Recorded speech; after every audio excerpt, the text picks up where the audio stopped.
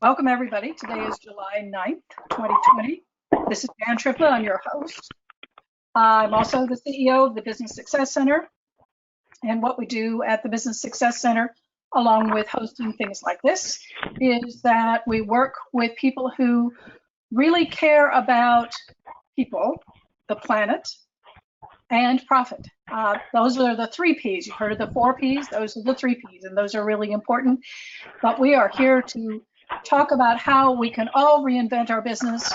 Although I have to tell you that this was a thing this morning. I'm going to kind of mute everybody because I'm hearing some feedback from papers rattling, that you can't reinvent. I think you can reinvent. I think you can reinvent yourself. I think Thomas Jefferson was right. We should have a revolution maybe every 7 years, but maybe not 4 revolutions all at the same time. I don't think he quite had that in mind. Which brings us to Dave Knave. All right, Dave, the floor is yours. The store could be yours too, but let's start with the floor. Okay, let me get to the right slide here. While he's doing that, you're seeing the cover of his Strategy Made Visible, Tangible, and Accessible book. Yes, I just finished up the 4-part series on policy alignment and some of the pitfalls on that. I decided to start another series called The Role of a Leader. And the real challenge of this is to put them in little short segments. So we're going to see how this works today. I want to talk about 3 things, which is the definition, the job, and what a leader possesses. And it's actually all on one page, unfortunately. But in here, the leader's a colleague. They are to counsel and help their people on a day-to-day basis. And most importantly, learn from them and with them. This is hard for many leaders to do, from the West anyways, in Western management, to learn with people. A leader's job is to accomplish a transformation of an organization. We talked earlier about the difference between a manager and a leader. And a manager just goes out and deploys policy and deploys resources to accomplish those policies. But a leader is actually there to change the organization. There has to be a change. You have to progress. If you're not moving forward, you're dying. You're losing. Another thing that organizations or a leader possesses is knowledge, personality, and persuasive power. Now they have to have all 3 at the same time in various strengths. So one of the things I'm going to go back to the learn from and with the employees and with their people. And one of the tools that I have found most useful is this model. It's old, but it's still around and still is very valuable. And if you haven't seen this before, this is a learning cycle. It's called PLAN, where you make changes, predict results, and then you actually go make those changes and capture the data that occurs from them. And then you compare the results with the predictions, and then you make a decision whether to adopt the changes, repeat the cycle.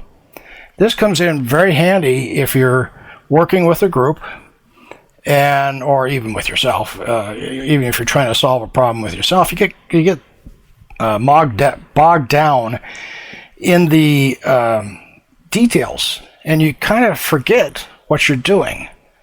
So it's good to look back at this and say, okay, are we following this? What do we do next? How do we make sure that we're successful? And you can go out and start. You have to make a decision if you're going to test. Do you want to start out with a small test? Then you go through the cycle, and then you can decide if you want to expand the test to larger and larger and larger. Or do you just want to implement it at all at once throughout the organization. And I never, by the way, I never advocate the latter if it's a major change. Always do the plan, do, study, act part of it. This has kept me out of trouble many, many times. And remembering this has kept teams that I've worked in. If you start working on a problem, you get you've scheduled a half-hour meeting, you're 20 minutes into it, and everybody starts to agree on something. I come back to say, okay, what exactly is our plan, and what are we going to do, and how are we going to know how it compares to the plan? And that usually snaps everybody back to focus on, what was the purpose of the meeting? Who's the customer? Why would anybody care about this change? How will we know that a change is an improvement? Now, I was at one presentation, and the guy was the president of Toyota North America, and I can't remember if it was just the Illinois plant or where it was. And he was an American, hired in to lead the Toyota plant. And he said that every time they start a meeting, they're trying to solve a problem, do a major problem-solving exercise. First thing they would do is come and draw this up in the corner of the board. No comments, no suggestions. They just write this up in the corner.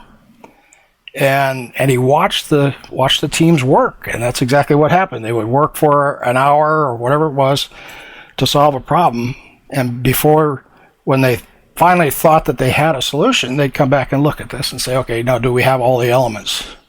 What are we going to do with this? And I'm going to stop there at this point, and we'll talk more about the role of a leader next time. Thank you, Dave. I love this. I've used this a lot. I used to do a course called the Street MBA, and then something called the City Management Academy, and we use this. And a lot of what we're looking at in our own business right now, because there is a great potential that the city will be closed down again, is going back to what we had in mind and really plan, do, and mine had check and then act. But I think this is a great thing to remind us. And I think putting it in the corner just as a mnemonic device every time you're in a meeting is a really good idea, because you know that you have to do all four things. So thank you, Dave, so much for sharing that with us. Certainly appreciate it.